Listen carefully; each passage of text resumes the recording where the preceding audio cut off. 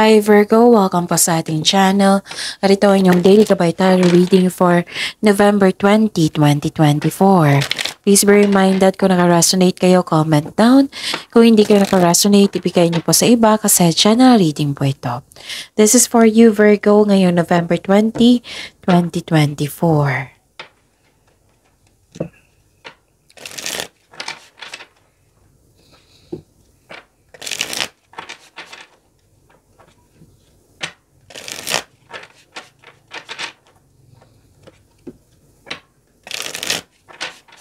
Para po ito sa inyo Virgo ngayong November 20, 2024. Maraming salamat po sa inyong patuloy na suporta at maraming salamat din po sa mga hindi nag-skip ng ads. Gamitin ang reading na ito bilang gabay lamang. Sa mga hindi pa nag-subscribe, subscribe na po kayo at click bell notification para malaman nyo na may bago tayong video. Para sa mga gustong magpa-reading po, may lumabas dyan sa screen nyo ngayon. Panoorin nyo po at sundin ang instruction. Calling the attention sa mga suki ko dito na Virgo. Open na po ang inyong monthly gabay tarot reading for November 2024. May 6 months from now reading tayo at love life reading po. So message me Virgo for schedule. Maraming salamat po. Please be reminded Virgo, nahihirapan ako magsalita ngayon kasi may sipon ako. So, pahinto-hinto ako. Kailangan ako uminom ng tubig. Tapos, slow ako magsalita para klarong-klaro yung mensahe. So, yun. Spirit guide, mga ganap po para kay Virgo ngayong November 20, 2024.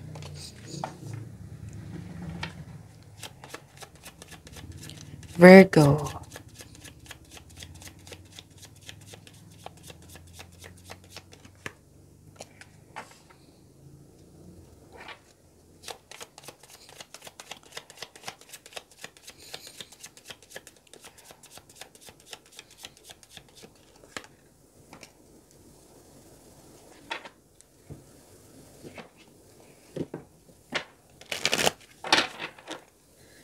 Spirits guide, mensahe niyo po para kay Virgo ngayong November 20, 2024. I need 2 cards po.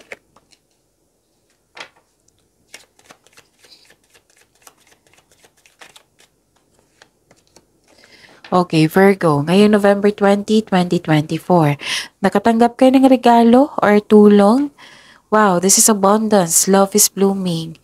Recognition, pwede din, or compliment. You're happy here. Tapos nakita ko dito yung binigyan mo ng action yung matagal mo ng plano, desisyon, ideas. Pwedeng literal ito na biyahe. May biyahe kayo. New journey, adventure, or bakasyon. Okay? Tapos may nagbigay ng wisdom message sa inyo, elders, wisers. Nagbigay ito ng wisdom message sa inyo. Let go of convention and follow your own unique path. And use your discernment and fortitude to achieve your goals and find a new rhythm. Spirits guide, ano po yung energy ni Virgo ngayong November 20, 2024? And the clarification of this card po.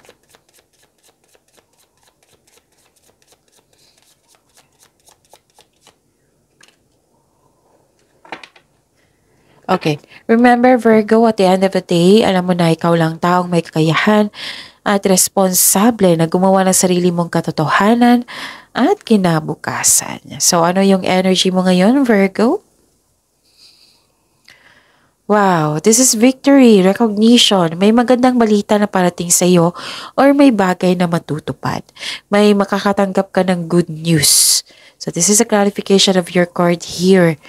Tsaka, feeling proud ka ngayon sa accomplishment mo. In-acknowledge mo yung success at may matanggap kang recognition. Yan nga. From here to your oracle to tarot cards. May ganap na ganyan. So, deserve mo itong tagumpay na ito, Virgo. Okay? So, yun. Pwede din may leadership role na ibibigay sa inyo, ha? Nakikita ko rin dito na busy kayo. Very creative kayo ngayon. Yung naging productive kayo ngayon. Okay? At saka, granted yung manifestation nyo. Ang galing. Dalawang card na nagsabi dito, may blessings kayong matatanggap. So, itong blessings na ito, bibigyan nyo po doon ng clear intention.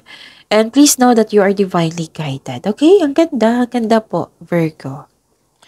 Spirits Guide, Career and Money po ni Virgo, ngayon November 20, 2024. And the clarification of this card po. Okay. Sa career and money mo, anong ganap? Nakikita ko dito na nagkaroon po ng hindi pagkakaisa or let's say, nostalgia. You're living in the past. So you have to move forward. Kasi hindi na yung existing yung nakaraan. Dito na tayo sa present po. Para may expectation tayong better outcomes sa future. Okay? You have to let go of this past emotion, of this past. Okay? So, yun. At, may concern kayo sa immature na tao, oversensitive, selfish. Mag-ingat po daw kayo sa sasabihin sa kanya kasi baka magka-problema po kayo. Pero magkakaroon talaga kayo ng confrontation. Tapos, kailangan mo ng pahinga dito.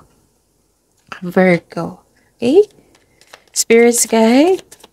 Love, life, self-love, partnership, and romance, the Virgo, in November 20, 2024.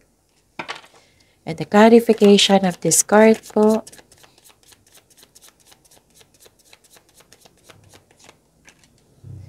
Maraming salamat po sa patuloy na tiwala sa suporta sa ating channel. At maraming salamat din po sa mga hindi nag-skip ng ads. Okay. Nagkaroon kayo ng disconnection sa isang tao? Or hindi ka happy kasi yun nga, may naging unbalance yung connection mo sa isang tao. Huwag kayong mag-claim ng negativity. Kasi minsan nakikita ko dito, huwag kayong mag-claim ng ganyan. Kung may delay, habaan nyo po ang pasensya. Okay? So, yun. Ano pa? Okay. Nakikita ko dito na this is good. You're slowing down. Nagbigay ka ng pasensya. Oh, kasi dalawang card na nagsabi dito na may delay. Delay sa paggawa ng desisyon, delay sa pag-uusap, delay sa hinihintay nyo. So, may travel dito, so may delay. So, habaan nyo po daw pasensya nyo. Pero, tinulungan mo yung sarili mo dito ha. You're exercising your patience po. Slowing down. So, itong delay na ito, they are divinely timed to highlight an important realization, something you need to recognize bago ka magpatuloy sa inyong gawain. So, mag-focus po daw kayo. What I meant it, wag kayo mag-focus sa delay. Make yourself busy para hindi kayo mainip, okay?